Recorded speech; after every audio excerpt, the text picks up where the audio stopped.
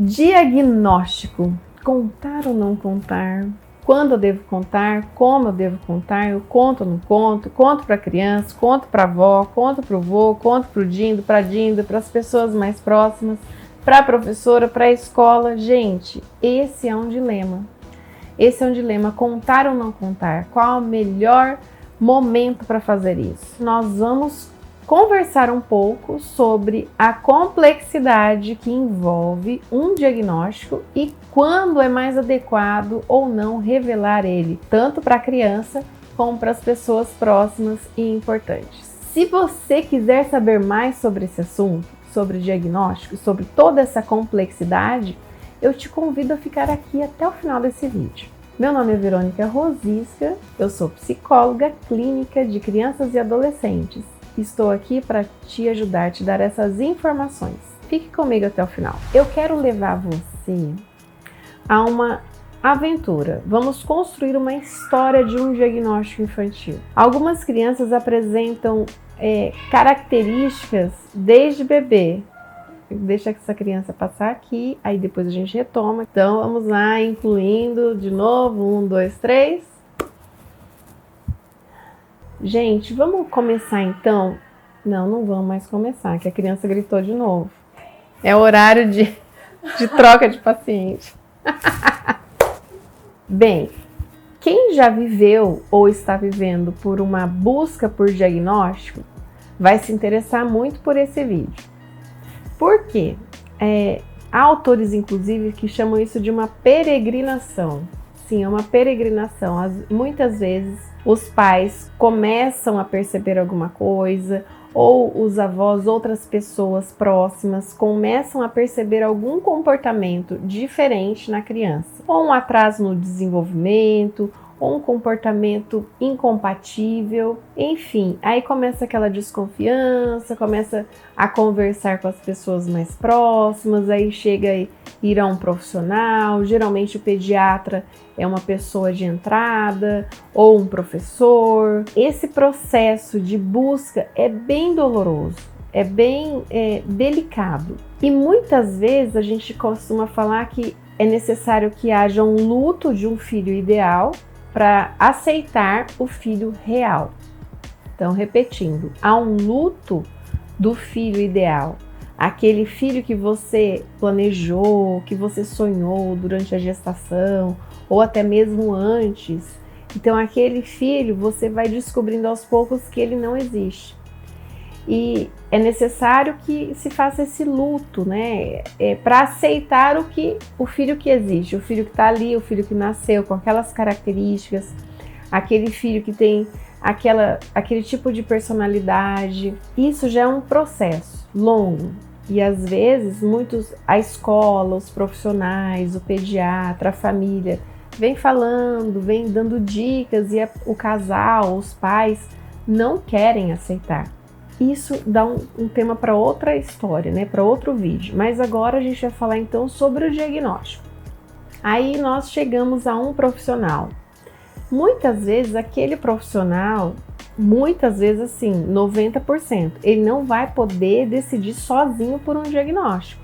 Então nós profissionais vamos buscar outros que nos apoiem, que nós podemos ver vários ângulos, vamos por vários aspectos de uma mesma criança até a gente chegar nesse diagnóstico. E por que tudo isso, Verônica? Por que demora? Bem, a criança está em desenvolvimento. Então a criança em desenvolvimento, ela tem fases que são compatíveis com alguns diagnósticos. E tem características que a gente busca que sejam desenvolvidas. Então a gente vai estimular a criança. Aí, a partir do estímulo, nós vamos ter a resposta, se tem ou não algum problema. Quer ver uma outra coisa que é muito compatível ao meu trabalho? É eliminar a hipótese de que são os pais, a família, o ambiente que está criando sintomas. Sim, gente, às vezes, acidentalmente, os pais estão alimentando os sintomas. Então é a hora que as pessoas falam, a culpa é dos pais. Tá, mas não é culpa. Às vezes é um padrão, a criança é difícil, você está no seu padrão, é uma pessoa nova na sua vida. né? Às vezes a gente pensa assim, a criança é o que a gente faz? Não, a criança é uma pessoa, né? O seu filho é uma outra pessoa, com as características dele. Então, o diagnóstico, ele precisa incluir essas características dos pais, incluir as características do filho e de todo o ambiente. Depois desse processo, então, há muitas vezes alguns encaminhamentos. Então, vamos falar do meu caso. A criança vem para mim. Aí eu vou lá e vejo quais são as persistências, eu organizo toda a família, a dinâmica escolar, a rotina, enfim. Depois que está sanado tudo isso, ou às vezes até antes, a gente já encaminha para uma avaliação neuropsicológica, que ela vai ver mais profundamente todas as características. Muitas vezes tem que encaminhar para uma fono, para uma terapeuta ocupacional, encaminhar para um próprio tratamento médico, né? Até gastro já encaminhei, não é só para psiquiatra, mas para um pediatra, para um gastro, para um próprio fisioterapeuta, enfim, outros profissionais que possam estar contribuindo para verificar se aquilo é um sintoma de fato ou se é uma característica, se aquilo pode ser sanado ou não. Por isso que a gente chama de peregrinação, porque vai levar muito tempo, vai precisar muitas paradas, muitas opiniões, até se chegar a um diagnóstico. E às vezes o mais frustrante para os pais é que, mas por que ainda não fechou um diagnóstico? A gente muitas vezes fala que só abriu uma hipótese diagnóstica. Por quê? Só ao longo do desenvolvimento que a gente vai encerrar essa hipótese diagnóstica. Isso pode ser um tanto chato, dolorido, mas é o mais prudente a ser feito, porque alguns sintomas vão desaparecer, que é o que a gente espera, com os tratamentos. Ok, então tem a hipótese diagnóstica e tem alguns que fecham sim diagnósticos antes. Depende da situação. Aí vem a questão, a criança está crescendo, indo naquele monte de profissionais, às vezes tomando medicação, e aí? O que a gente faz? A gente conta para a criança ou não conta? Ou fica lá aquela tia chata, sabe? Que fica assim, ai, mas o que ele tem? Ele é esquisito, ele tem alguma coisa. Você não tá fazendo nada, não? Você não prestou atenção ainda que esse filho é esquisito? Será que é normal isso que ele faz? Aqueles comentários indesejados que acontecem. Mas, gente, eu sempre costumo falar que é bom que a gente tenha ouvido, né? E, enfim, né?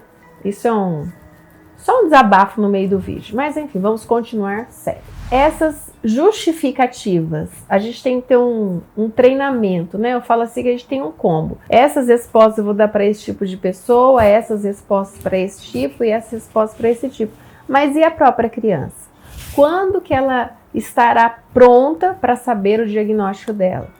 Bem, o melhor é que você converse com os profissionais que estão acompanhando. Eu já recebi pacientes aqui que eles estavam em processo de fechar diagnóstico. Quando eles são maiores, eles já falam, Verônica, eu tô achando que eu sou autista.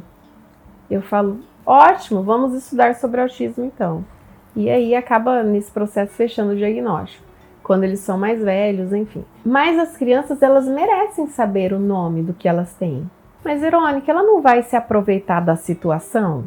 Sim, muitas vezes ela vai. E aí é o momento de você conhecer seu filho, né? Se ele começa a perguntar muito por que ele vai, o que ele está fazendo, por que ele tem que fazer isso, o irmão não tem, é o momento da revelação diagnóstica, que a gente chama, né, esse nome, revelação. A gente vai revelar. Há pouco tempo eu já revelei aqui para olha, o que você tem é um transtorno desafiador opositor. E a partir dessa revelação diagnóstica, o próprio tratamento toma um novo rumo, porque a criança consegue ter mais maturidade, ela consegue se apropriar disso. E ela consegue, muitas vezes, contribuir mais para tudo isso. Então, a criança precisa, a partir do momento que ela tem uma compreensão do que está acontecendo, por que ela está indo nesse número de profissionais, ou que seja só um, por que ela tem que tomar esse remédio. E não fica só ao tratamento psiquiátrico, né? Vamos pensar, criança tem que fazer repouso. Eu já tive paciente que com 4 anos precisou fazer 6 meses de repouso e não tinha nada aparecendo, né? Era um problema no fêmur. Então, a medicação era repouso. repouso e raio-x, só isso. Criança de 4 anos, imagine. Para você fazê-la aderir ao tratamento, ou seja, contribuir com o repouso, você precisa que ela compreenda o que está acontecendo com ela. Então, para a criança tomar uma medicação, a criança que tem que fazer tratamento para o crescimento, tem que tomar uma injeção todo dia, ou a criança tem uma doença crônica, né? Vamos imaginar uma criança com diabetes, ou uma criança que nasceu com HIV, que é o tema do meu mestrado, precisa tomar medicação todo dia. Uma criança que, enfim, nós temos infinitas coisas, que vai usar uma prótese, que precisa usar um óculos, um aparelho auditivo, uma criança que precisa de algumas adaptações no material dela, ela percebe que a prova dela é diferente, que a prova dela é impressa numa outra cor de papel. A criança percebe, gente. Ela merece saber o que acontece com ela. O coleguinha da escola pergunta, o coleguinha da escola percebe. Então, ficar escondendo, tentando fingir que aquilo não acontece, acaba adoecendo a criança e aos familiares. Agora, o que a gente faz com aquela tia chata? Bem, gente, tia chata, aí não é tema comigo, né? Porque aquela tia chata que merece aquelas respostas atravessadas, muitas vezes, agressivas e tipo, né? Não, aí fica para um outro dia, no vídeo de politicamente correto. Ai, mas a pessoa vai olhar torto. Deixa olhar, gente. Mas a pessoa vai comentar. Ok, deixa comentar. Aí vem o autoconhecimento dos pais de saber lidar com essa situação. Aí é um problema dos pais e não da criança. A criança também pode ser preparada a dar determinadas respostas. Eu lembro quando eu era pequena que, você tem 4 olhos. Eu falei, não tenho. Eu tenho 2 olhos e um óculos. Simples. Então, a criança precisa também saber, inclusive, quais respostas ela precisa dar. Porque isso acaba sendo confortável. Tem pessoas daltônicas, por exemplo, na minha família. Aí, não vou falar. Vou falar que ela precisa saber que ela precisa de alguém para ajudá-la a escolher roupa. Porque senão vai sair usando umas roupas assim difíceis de aceitar, né? Ok, então são situações em que a pessoa precisa estar munida de informações sobre ela mesma, para ela saber, inclusive, escolher como se comportar na sociedade, como ela se defender, ou se ela decidir escolher. Gente, esconder determinadas características dá muito trabalho. Você tem que esconder. Aí tem todo um movimento para mentir, né? Para sustentar a mentira. Aí depois, muitas vezes, você tem que voltar e contar toda a verdade. É muito trabalho. Então, uma questão mais clara, mais harmoniosa, é você fazer as pazes. Mas eu não aceito esse diagnóstico. Ok, você tem o tempo que você quiser. A vontade dos pais é soberana. São os pais quem decidem se deve ou não revelar. Mas assim, a criança merece saber a verdade sobre ela.